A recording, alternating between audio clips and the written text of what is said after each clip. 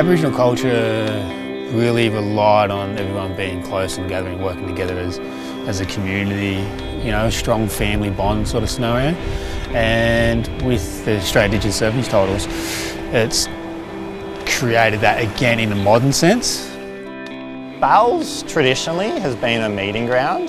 I know for myself too, Bells has a very spiritual connection. There's just something about the place. It's actually looking nice. Yeah, it's going to be pumping all weekend. Yeah. It's like 3 days of sort of 3 to 4 foot and offshore with high tide through the middle. It'll be good. The first year was hard. It was really hard to find competitors. You know, that whole connection thing wasn't there yet. You know, the cultural element wasn't recognised with it yet and all that kind of stuff. So after the first year, people had just opened their eyes and they're like, whoa, this is amazing.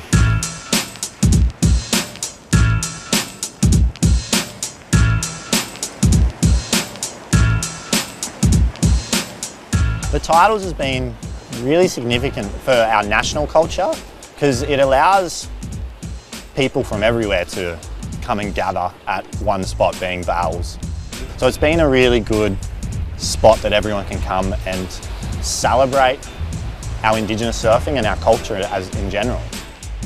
The guys and girls that come here for the event actually come for the cultural connection as well. So that cultural sense has actually widened to a national gathering compared to the past. You know, it's just the 3 clans of the Lido Rom used to meet up here and do their tool making and trading and stuff before they took off. You know, it's a surf comp and it's the Australian Surf Titles, but it's also just the most amazing family event you can really compete in, I think. The modern day gathering helps the modern day Indigenous person find their past. I think it's been great for creating role models. We've had people like Cormac Evans, who's grown up within our surfing program, our Victorian surfing program, who has then gone on to become a role model in himself, working with local and community members as a men's health worker. Pretty much surfed since I could start walking and yeah, loved it. I think I'd go crazy if I couldn't surf. We grew up sort of down this way and always have really, and Dad's actually from Yorta Yorta, which is up a Chuka way. Because I've grown up on Motherwell country, I've learnt the ways down here and always have learnt how everything works and all the traditional stuff down this way and language and culture.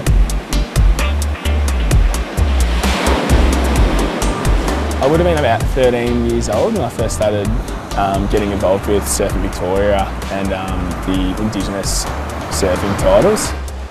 When I was growing up, we had these great role models to be able to take us out surfing and take us to do all these amazing things, and I look back at how they helped us and all that sort of stuff, and make sure that we can do the same for other people. So now I've actually got my own foundation that raises money for Aboriginal health. And then also an Aboriginal youth mentoring program.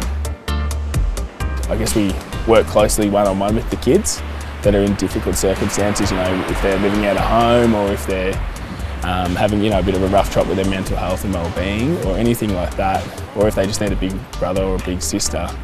We work really closely with them and I guess assist them or empower them and guide them and mentor them to just achieve their best outcomes and let them know that they can achieve anything they want to achieve.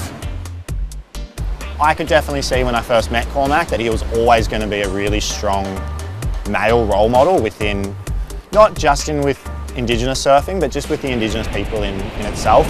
It's important for Indigenous people to work with other Indigenous people because it's trust, it's safe.